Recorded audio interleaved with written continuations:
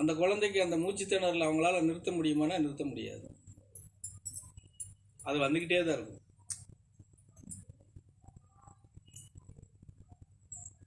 அதி சிரமத்துக்கு அந்த குழந்தைய ஆளாகணும். அந்த சிரமம் அந்த குழந்தைக்கு மாத்திரம்தானே தெரியும். மாமனுக்கோ மாமியாளுக்கோ இல்லை கட்டின புருஷனுக்கோ தெரியுமா என்ன? அந்த பொண்ணு தான் அனுபவிக்கணும்.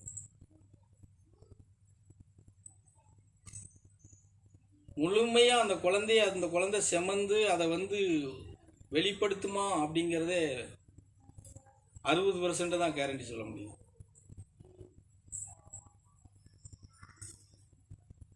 ஆனா அவங்க என்ன நம்பிக்கையில் இருக்காங்க? இப்ப அவர் இருக்காரு, நான் உடச்சே சொல்லிட்டேன்.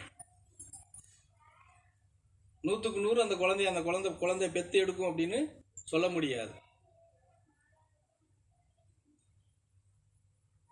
ஏன்னா அந்த குழந்தையினுடைய உடம்பு, சூழ்நிலை, பின்விளைவுகள் இருக்குது. இதெல்லாம் நம்ம அவங்கள்ட்ட வேற விரிச்சு சொன்னோம்னா ஏத்துக்குருவாங்களா? அதில் அனுபவப்பட்டு அடிபட்டதுக்கு அப்புறம் தான் ஏத்துக்கிடுவாங்க. இதுதான் கோவிந்தராஜ் மூத்த மருமகளோட நிலை.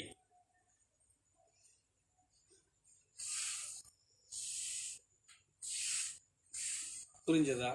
அந்த குழந்தைக்கு ஒரு தைரியத்தை சொல்லி விட்டுருக்குறோம், இதை சாப்பிடுப்பா, இதை கொஞ்சம் உனக்கு உடல் பலம் கிடைக்கும்னு சொல்லி விட்டுருக்குறோம். உடல் பலம் கிடைக்கும், ஆனா அந்த நோய் தீருமா? இதுக்கான வைத்தியத்துக்கு டாக்டர்கிட்ட போனா நல்லா வசூல் பண்ணுவாங்க. அது அவங்க என்ன செய்ய போறாங்களோ அது அவங்களே சார்ந்தது. நம்ம இப்படி அது என்ன சொல்றது, அதை அப்படியே உடனே தோசையை பிரட்டி போட்ட மாதிரி பிரட்டி போட்டணும்னு நினைக்கிறாங்க.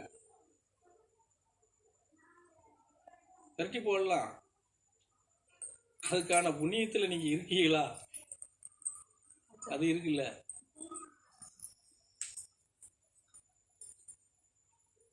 எங்க போனாலும் அது கிடைக்காதுல்ல, இங்க கிடைக்கும். காலங்கள் காத்திருங்கன்னு சொல்றோம். அதுக்கு உண்டான நிலைப்பாட்டை, குணபாவத்தை மாத்திக்கங்க, நடைமுறையை மாத்திக்கங்க, செயல்பாட்டை மாத்திக்கங்க, நமக்குள்ள இருக்கிற தன்மையை மாத்திக்கங்க, நமக்குள்ள இருக்கிற எப்படி பழக்க வழக்கங்கள் அதெல்லாம் மாத்திக்கோங்க. எந்த ஒரு விஷயத்திலும் சிறுமைப்படாதீங்க.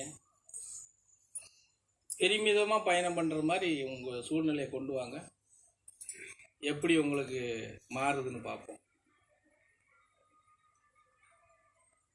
ஆனா அதெல்லாம் கொண்டு வராத நிலைமையில இருக்கு.